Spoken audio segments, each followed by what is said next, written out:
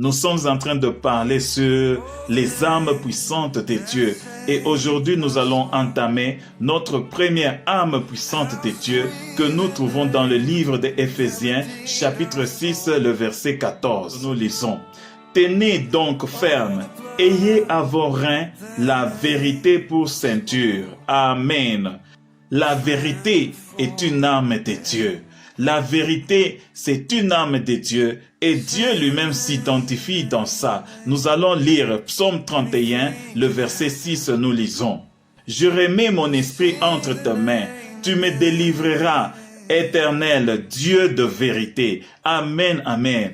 Dieu lui-même, on l'appelle le Dieu de vérité. Cela fait partie des armes de Dieu. Il est le Dieu de vérité. Il s'identifie dans la vérité. Si nous lisons dans Jean chapitre 14, le verset 6, on nous dit, Jésus lui dit, « Je suis le chemin, la vérité et la vie. Nul ne vient au Père que par moi. » C'est le Seigneur Jésus-Christ lui-même, il dit, « Je suis le chemin, la vérité. » Jésus-Christ est la vérité. Dieu, notre Dieu, le Dieu Tout-Puissant, il s'identifie dans la vérité. Et nous qui sommes ses enfants, parmi les armes que nous devons avoir, c'est que nous devons avoir cette arme qui est la vérité. Et on nous dit ici que la vérité pour ceinture, cela doit être dans notre ceinture. Cela doit sécuriser notre corps. La vérité, nous devons nous identifier aussi dans la vérité. Amen, amen. Et dans Jean chapitre 1, le verset 14, on nous dit,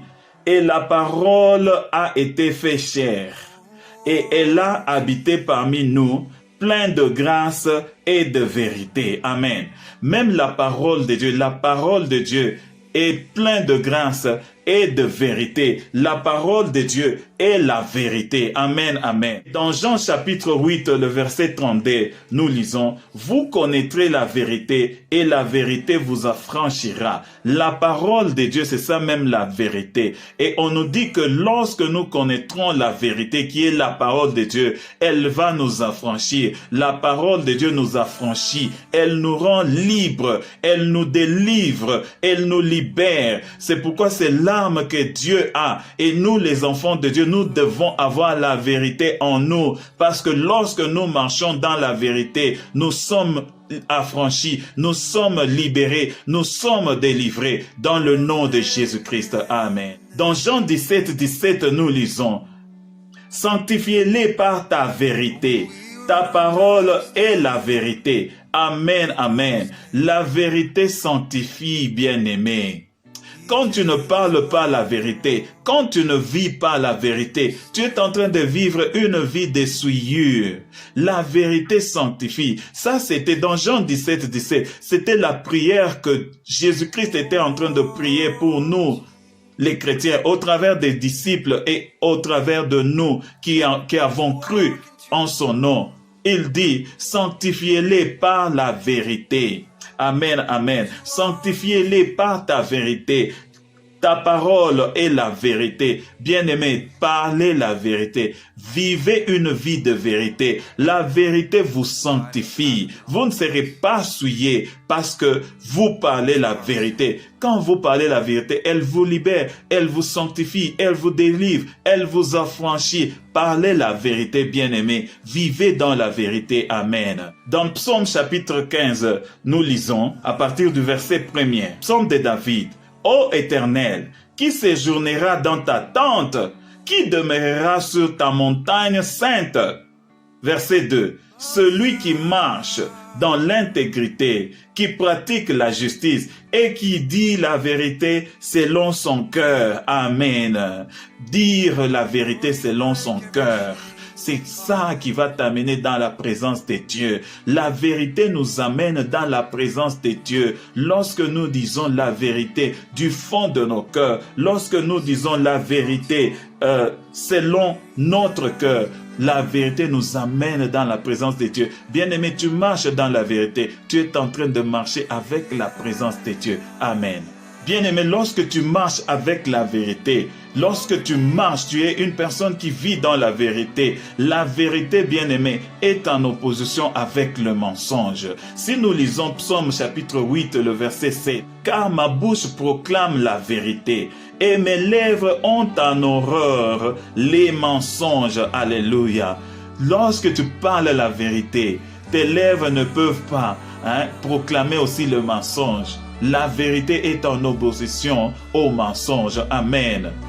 Une seule bouche ne peut pas sortir la vérité et le mensonge au même moment. Bien-aimé, tu dois choisir de proclamer dans ta bouche rien que la vérité et que tes lèvres puissent avoir en horreur les mensonges. Amen. Et si dans ta vie, tu as ce combat-là de mentir si facilement, bien-aimé, il y a quelque chose que tu dois faire dans ta vie pour que tu puisses marcher dans la vérité. Tu dois renoncer au mensonge. Amen, amen. Dans Éphésiens chapitre 4, le verset 25 nous dit: c'est pourquoi renoncez au mensonge et que chacun de vous parle selon la vérité à son prochain, car nous sommes membres les uns les autres. Amen. Tu dois prendre la décision de renoncer au mensonge. Bien-aimé, ne laisse pas que le mensonge puisse sortir de ta bouche si facilement. On t'appelle au téléphone, tu es à la maison et qu'il y a quelqu'un qui vient te chercher parce que tu lui donnes de l'argent. Et il vient à la maison, il est en cours de venir, il te dit: allô, je suis en route, je viens à la maison pour prendre mon argent. Si facilement ta bouche, tu réponds: je ne suis pas à la maison, je suis au stade, je regarde les matchs. Si facilement tu es en train de mentir.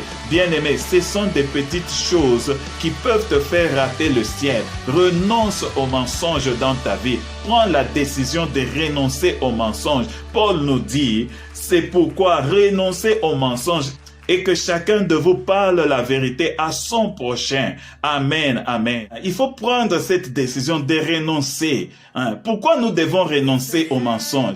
Parce que si nous continuons dans le mensonge, les mensonges rejettent la vérité. Amen, amen. Écoutez bien aimé, ce que Jésus-Christ dit dans Jean chapitre 8, le verset, nous lisons à partir du verset 43. C'est le récit que Jésus-Christ était en train de dire. Jésus-Christ est en train de dire: pourquoi ne comprenez-vous pas mon langage?